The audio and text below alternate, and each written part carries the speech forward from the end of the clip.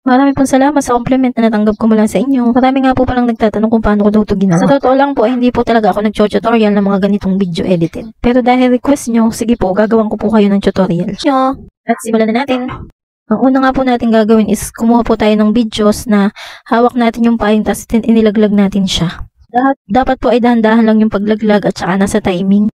Kung sa tingin nyo ay okay na yung paglaglag, pwede na kayo mag-change outfit. Taas nyo lang po siya ng medyo ilang seconds bago saka po kayo mag-pose. Yan, pose, yan.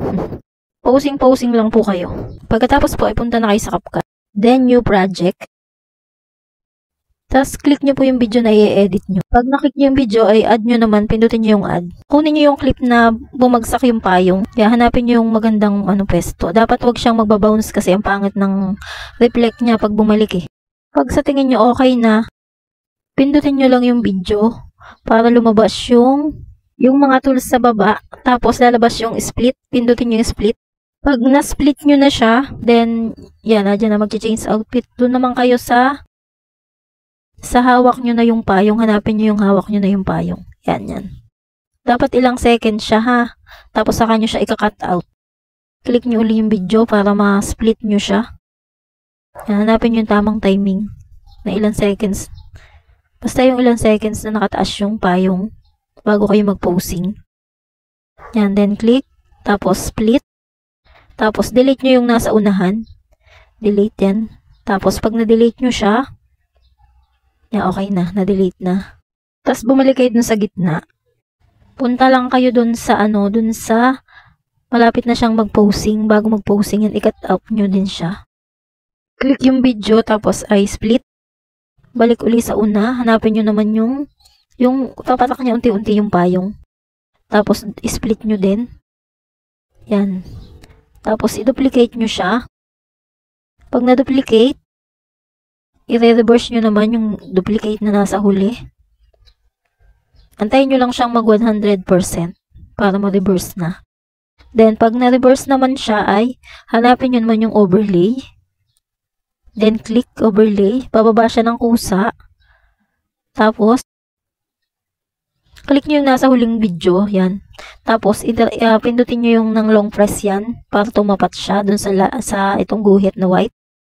Then, itapat nyo dun siya dun sa second layer.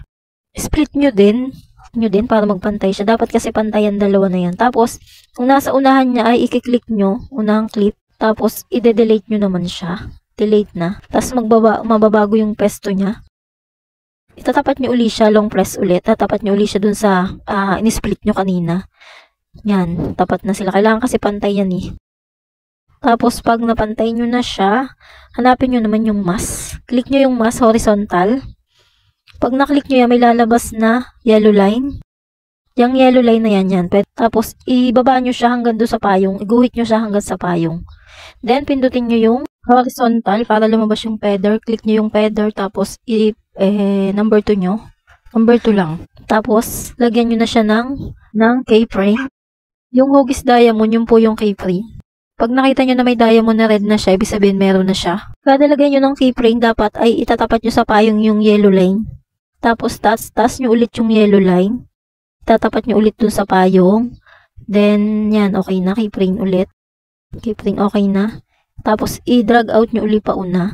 Pag yung wala na uli yung keyframe, lagyan nyo ulit siya. Tapos, yung pinakahuli, i-drag out nyo na pataas yung yellow line.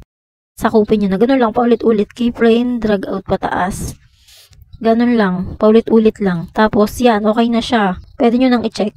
Check nyo na yung na may ibabang check. At ayan na, okay na.